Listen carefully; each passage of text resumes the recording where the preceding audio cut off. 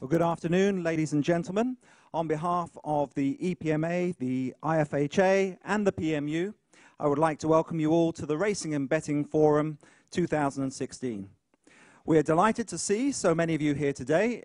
In fact, we have 170 participants from 24 different countries, which is fantastic. So thank you all for attending this year's event. I do hope that you find the day informative, entertaining, and thought-provoking as always. Now in its 9th year, the Racing and Betting Forum brings together senior executives from across the racing and betting industry to discuss innovation and future ideas. This is the 4th time that we've held the event in the French Football Federation building, which I'm sure you would agree is a great venue. But you will have already noticed that we have changed the format of the day this year, as we started with our networking lunch, and we'll also finish the day with some more food and drinks. We are in France, after all. So this year we will conclude with aperitifs, which will be served in the lounge area after the forum is finished at 6 o'clock this evening. Now, while regular visitors to the forum may miss the trip to Vincennes to see the trotting, we decided that we'd avoid the Parisian traffic this year and enjoy some fine Parisian hospitality in the same location instead. Now, today we bring together 10 guest speakers to discuss topics of esports, customer loyalty, and e-payment. The overall theme of the day is reality versus virtuality. We now live in a world of virtual sport, virtual racing, virtual money. So how does this all fit in within the reality of horse racing and betting as we know it? In this new format for the forum, we open with our keynote speaker who will introduce the subject of esports, and then that will be followed by the panel debate on virtual racing, where we will explore whether this is an opportunity or a threat for our sport. We will then have 2 sessions on customer loyalty programs and alternative payment methods, sharing some innovative ideas and best practice from both inside and outside of our industry, which I hope you'll find relevant and interesting for your business. The day will then close with our inaugural Racing and Betting Innovation Awards, a brand new feature for the forum this year. I'll be sharing the floor with Sally Ann Grassick, who will be moderating the debate and presenting the awards this afternoon. But before we begin, I just need to share some practical information with you. As we're in the French Federation building, please note that you are not permitted to go upstairs or go outside except during the break, and you'll need a card to get back into the building, so please make sure that you collect a pass when you leave. There will be a coffee break between the 2 sessions, and that's again in the lounge area at the rear of the auditorium, where our presenters and sponsors will be delighted to speak to you and answer any questions you may have. We would like to thank our sponsors, the International Federation of Horse Racing Authorities, the PMU, Sportec, and Group Carus, for their continued generous support of this year's event. We would also like to welcome Akidia and Canal 75, who are our media partners for the Innovation Awards. Now, as regular visitors will know, we like to involve our audience, and we want you to actively participate in the Racing and Betting Forum. This is an interactive event, so we encourage you to ask questions of our speakers and panelists throughout the afternoon, as well as take part in our online survey when prompted. And we'll also need you this year to cast your vote in the Innovation Awards. Now, once again, we have set up a special web app for this purpose, so I hope that you're all connected. You will have all been sent details in advance, but you can also click on a live link on the forum website, which is www.rbforum.net. Now, Wi-Fi is available in this auditorium. Simply connect to RBForum 16 using the password EPMA 2016. So that's RBForum 16 and the password, all lowercase, EPMA 2016. You just have to enter your name, just like so, and that's as easy as it is to register. And then when we ask you questions, you can click on survey to answer questions that we will ask everyone at various points during the afternoon, or you can click on question if you want to query our presenters on any of today's topics. So please do use the web app throughout the afternoon. So to make sure you're all connected, let's get started with a question. So if you go onto the web app, you'll see there that we have the Tag Cloud button.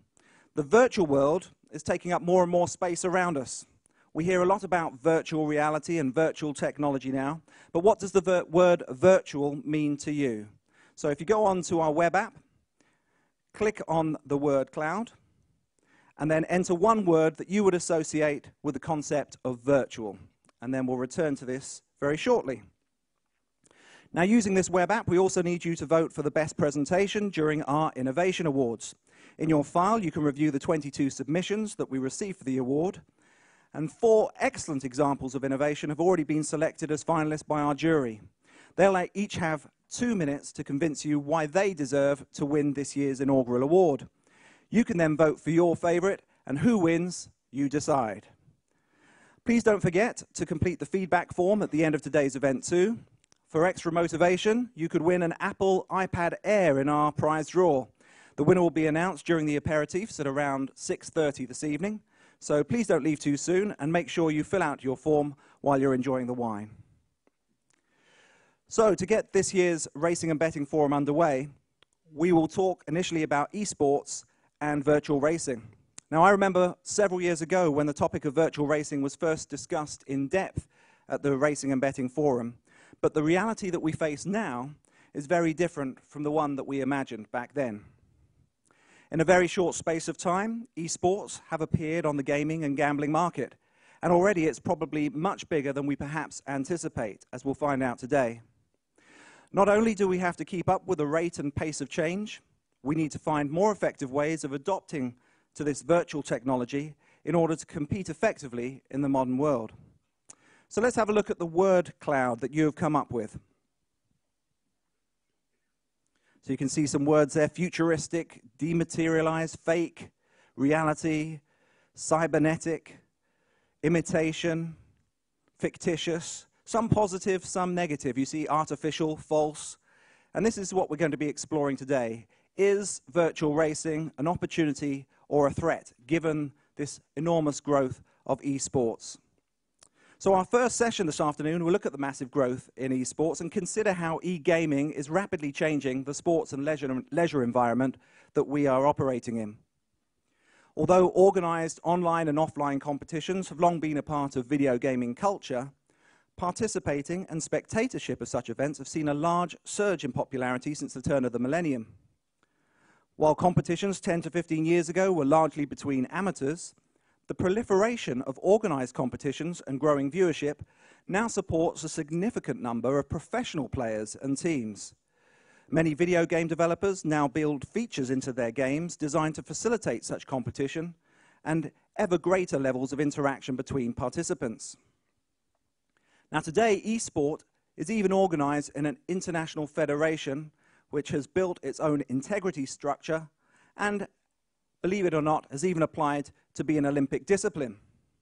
E-Games have announced plans to host a mirror summer and winter games for esports, bringing tournaments to different host cities around the world.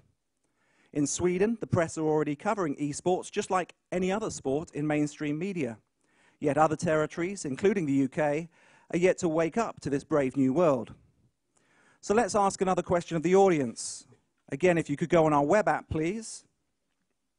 We're going to ask you, have you ever watched an e-sport competition?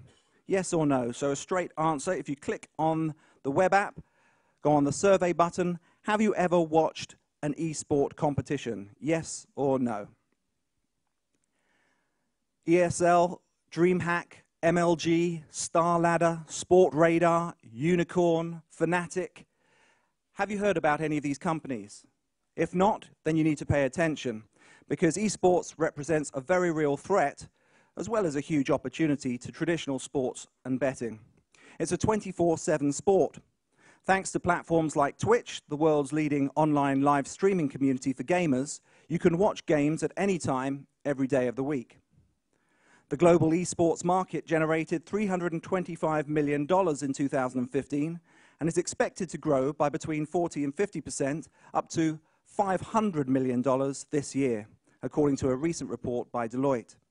Now, they predict that esports will have an audience of regular and occasional viewers nearing 150 million people by the end of this year. Many media, sports, and betting companies are now paying very close attention to esports. for both growth opportunities and because it appeals to a very specific and desirable demographic. 75% are millennials aged 18 to 34, and 82% are men. Brands are realizing, therefore, that this is a massive opportunity to engage with otherwise difficult-to-reach young fans through esports, particularly those in the 16 to 24 age bracket who do not necessarily interact with traditional mainstream media. There are already some huge names involved in esports around the globe. Major brands such as Coca-Cola and Red Bull are now investing heavily in this area, with their sponsorship of esports expected to match real live events this year. IMG has acquired Global Esports Management, a full-service esports talent agency, while Amazon acquired Twitch for $970 million. Esport platforms have professional teams and competitions offered on the betting market. Over $61 million in prize money was paid out to participants last year, while we heard at this forum in 2015 how Swedish YouTube star PewDiePie's game commentary channel now makes $4 million in ad sales alone. So let's ask you a question. Have you ever watched the esport competition? Let's see those results. Hopefully we have the response. You can see there 66% of you have said no. So that's 2/3 of the audience haven't watched an esports competition. That's actually higher than I was anticipating, but 1/3 of you have said yes, you have, which is good news. But 2/3 of you need to check this out, and we'll find out why with our first speaker. The way that the next generation are interacting with sports is completely changing, and racing needs to engage with this revolution if the sport is going to remain competitive and relevant to young people. The racing and betting industry simply cannot afford to lose this crucial target audience, so embracing digital youth culture will be essential if our sport is to survive and thrive. Now, all of this has happened in just a few short years. How is this possible, and why? We are delighted to welcome today's keynote speaker, Théophile Monnier, who's the Managing Director of Eclipsia, and he'll provide us with a greater insight into the esport community and its fans. But first, we'll start with a short video introduction.